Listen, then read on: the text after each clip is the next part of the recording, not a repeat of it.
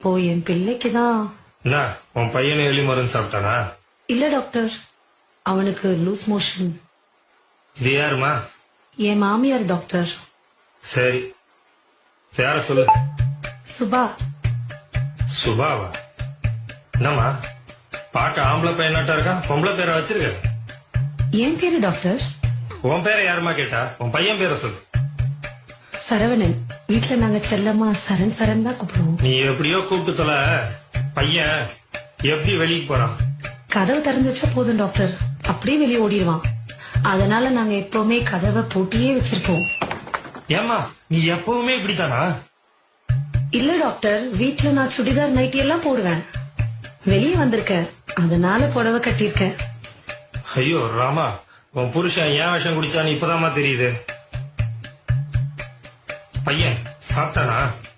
இல்ல டாக்டர், அதுக்குள்ள அவன் கையை கழுவிட்டேன். இல்ல வாயில எடுத்து ஏதாவது வச்சிருப்பான்.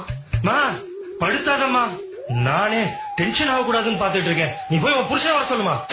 அவரு வெளியே போயிருக்காரு டாக்டர். ஏமா நான் சொல்றத கேட்டு கொஞ்சம் கரெக்டா சரியா சொல்றியா?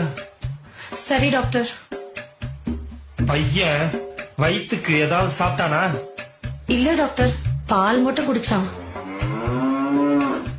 பால காய்ச்சி குடுத்தியா? தாய்ப்பால எப்படி டாக்டர் காய்ச்சி கொடுக்க முடியும்? பையனுக்கு 3 வயசு ஆகுது, இன்னுமா தாய்ப்பால் குடிக்கிறான்?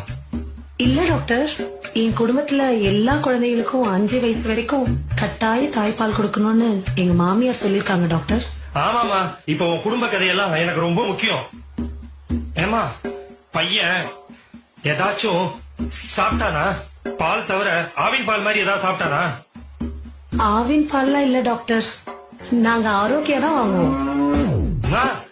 என்னத்த வேணா வாங்கி சொல்லமா, அந்த கருமத்தை அவன் குடிச்சானா? இல்ல டாக்டர். மோஷனு தண்ணி மாதிரி போறானா? இல்ல டாக்டர், கொஞ்சம் சாம்பார் மாதிரி போறான். என்னது சாம்பார் மாதிரி போறானா? அதுல கொஞ்சம் சோத்த போட்டு மெசேஜ் அவனுக்கு கூட்டு.